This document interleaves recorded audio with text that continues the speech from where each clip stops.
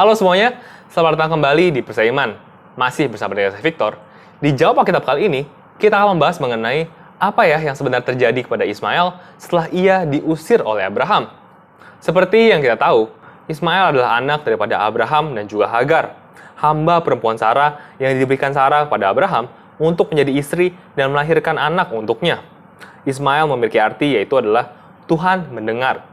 Kemungkinan adalah karena Abraham dan Sarah berpikir bahwa Ismail adalah anak yang dijanjikan Tuhan. Mari kita bedah lebih dalam mengenai janji Tuhan kepada Abraham. Kalau kita membaca di dalam Kejadian 15, Tuhan berjanji kepada Abraham bahwa ia akan memiliki anak dan keturunannya akan sebanyak bintang di langit.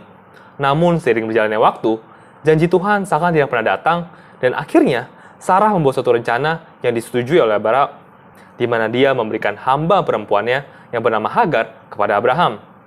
Lalu kita tahu bahwa Hagar mengandung dan juga melahirkan anak yang dinamakan Ismail pada saat Abraham berumur 86 tahun. Sebelum Ismail lahir, malaikat Tuhan telah datang kepada Hagar di dalam Kejadian 16 ayatnya yang ke-12, di mana malaikat Tuhan berkata seperti ini. Seorang laki-laki yang lakunya seperti keledai liar, demikianlah nanti anak itu. Tangannya akan melawan tiap-tiap orang, dan tangan tiap-tiap orang akan melawan dia. Dan di tempat kediamannya, ia akan menentang semua saudaranya. Ismail dibesarkan di rumah Abraham sampai ia berumur 13 tahun. Lalu pada saat itu, Tuhan kembali menyatakan janjinya pada Abraham dan meyakinkannya bahwa anak yang dijanjikan itu akan datang melalui Sarah, bukan Hagar. Tuhan berkata kepada Abraham, "Tentang Ismail, aku telah mendengarkan permintaanmu. Ia akan kuberkati, kubuat beranak cucu dan sangat banyak.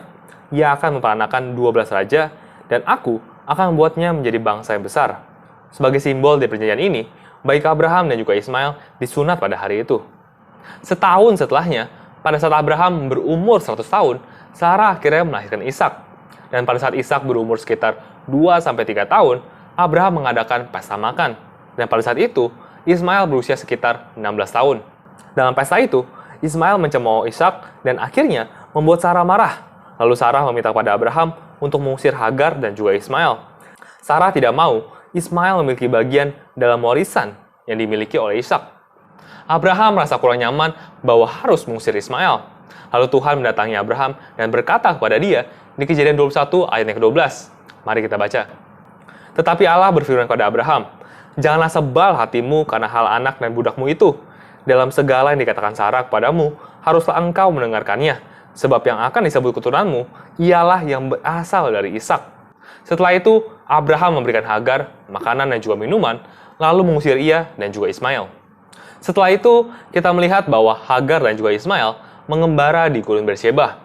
Lalu Hagar membawa Ismail ke bawah semak-semak dan meninggalkannya, karena ia tidak mau melihat anak itu mati.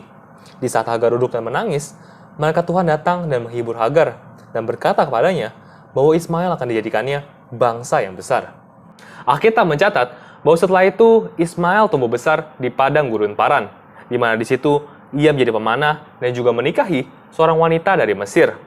Dan kita juga bisa melihat bahwa pada saat Abraham meninggal, Ismail pun turut datang ke penguburannya, yang menandakan bahwa setidaknya ada komunikasi yang terjalin antara dia dan juga keluarga ayahnya. Dituliskan juga bahwa Ismail memiliki 12 anak, di mana salah satu anaknya menikah dengan Esau.